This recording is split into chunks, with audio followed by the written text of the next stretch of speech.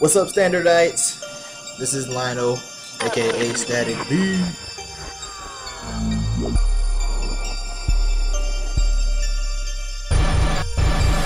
so, I am gonna give my feedback on this round, round 6.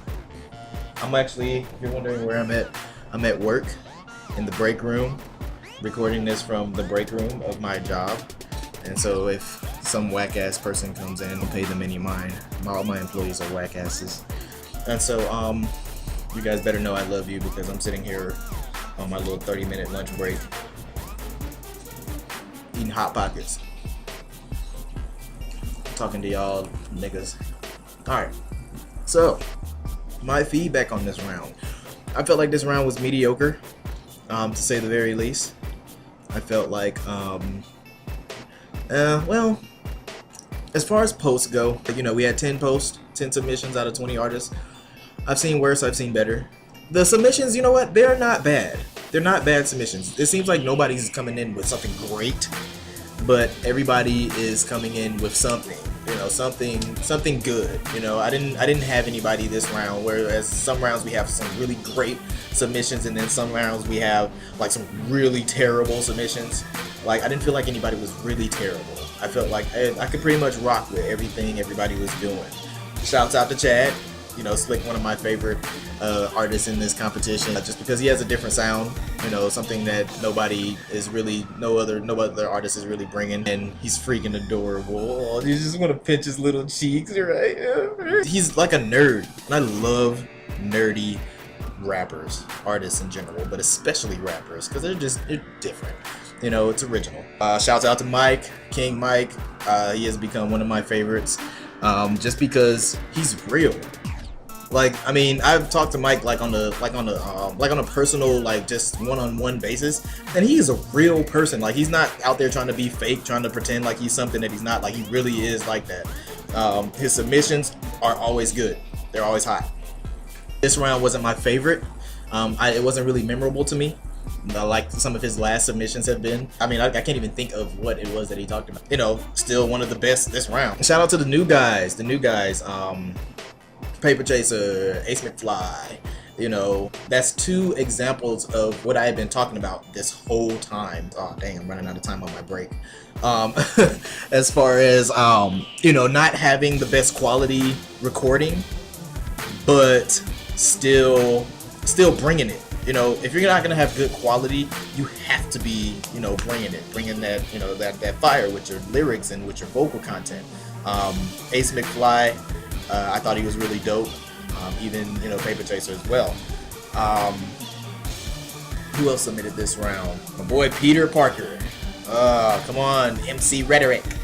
I need for you to step it up. Like, everybody is ready. Everybody is rooting for Pete. Even the other contestants are rooting for MC Rhetoric to come in and take this win. And it's like he won it, but he just really don't want it. Like, he's just like, you know, fuck it. I think he's missing the confidence. I think you're missing the confidence, Rhetoric. Because, I mean, it just seems like he's always like, well, you know, didn't do my best this time, I'll try next time. Like, you're not always going to get it next time. You got artists that are coming in here, new guys that are coming in hungry. They hungry, like I'm hungry eating this goddamn Hot Pocket. They coming in hungry. You can't play around with it, dude. It's time. Sorry. Who else? Tyree brought the pain, you know, in a way that only Tyree can.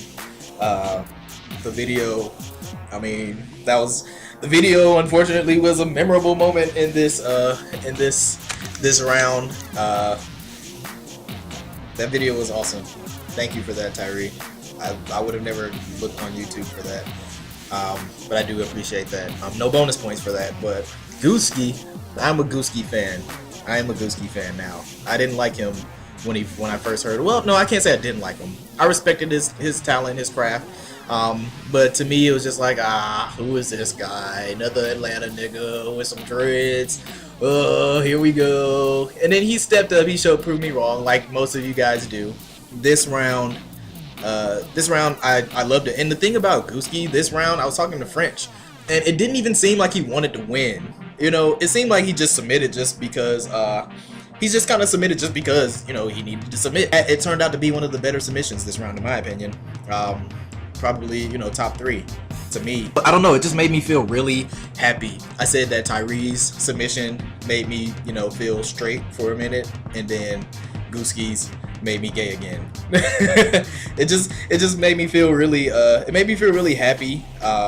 It was really positive. The vibe was really positive. You know, he gave positive shout outs. It was really original. You can tell he probably wasn't listening to the submissions, because everybody in this round is, you know, throwing shade on each other and, you know, hating on each other. And he came in like, dude, you know, I want to collab with the standard. You know, I'm rooting for Pete this round. Like nobody else is. Everybody else wants to win. Nobody else is saying like, hey, look, I'm waiting for Pete to win. A big shout out to Gooski. Who else? Yes. So my favorite submission of this round, I know some people aren't too happy about this. Uno, come on. This is that epic moment that I've been like talking about. The buzzer beater at the last minute. Somebody fresh, somebody new, somebody that hasn't submitted, we haven't heard before, just comes in and just smashes it. And Uno, I mean, I don't care what you say. I don't care what y'all say. Uno did that for me. Like when I first saw that submission at the last minute, and I was like, oh, okay, another new guy. Press play on, and I was like, it started with the chopped and screwed thing, and I was like, oh, okay, nobody's done this before. It's a little weird, a little different. I wonder if that's actually his voice or is it chopped and screwed. Then he started rapping, and I was like, okay. I'm officially late. Thanks, standard. I think he smashed it. Originality, crank that shit. I think the thing about Uno to me, he reminds me of myself as a rapper, as an artist. Like everybody's like, oh, his cadences are all over the place. Fuck a cadence. Like until I met Frenchie, I didn't know what a cadence was. I mean, I've heard it like in bands and stuff, but I didn't know you rapped in cadences. And like my cadences are all over the place. And so he sounds, to a lot, in my opinion, a lot like me as an artist when it comes to the real fun punchlines. He's really funny. He's really catchy. When I'm rapping, you know, I'm saying funny shit, catchy shit. It's not always on topic. It's not always a topic. It's not always going somewhere. Sometimes I make songs for the fun of it, and it's not going anywhere. It's just fun. That's something that, you know, that a lot of artists are really caught up in, like, oh, you're not bringing a message. You're not going to bring a message in every song. You can bring a message in every song. It's going to be church. You're going to sound like church, and I'm going to be bored. Like, sometimes I just want to know that you have a fun side. You know, even Eminem has a fun side. You know, every artist that's made it has a fun side where, you know, they're talking about some bullshit. Yeah, and I'm running out of time here. I actually ran out of time, but I ain't done eating. I had a real long conversation with French. I was talking about Taiwan Mikado. I think he's one of the most marketable artists. I'm sure some people will have some things to say about that, but I think he's got a signature. Obviously, he's gonna have to get rid of the Stitch hat because, you know, lawsuit. I'm sure he'll come up with something else. You know, he's got a signature. He's got a sound. He's fun. You know, look at LMFAO. They are not talking about shit. They don't have nothing to say of any interest. But they're making stupid money because that's what people want to hear. They're fun. When I go out to the club, that's all I want to hear. Shot. That's what I want to hear. And I feel like that's what Tyree has. And so I mentioned that, you know, if I was, I'm sorry. I'm sorry. Something just hit me. I did not talk about my good buddy T. Drake.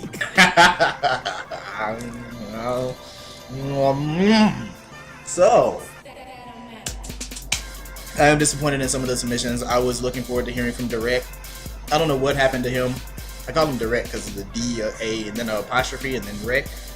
I don't know if that's how you pronounce it or if it's just Derek. I'll call him D. I was really disappointed I didn't hear nothing from him. Don't know what happened.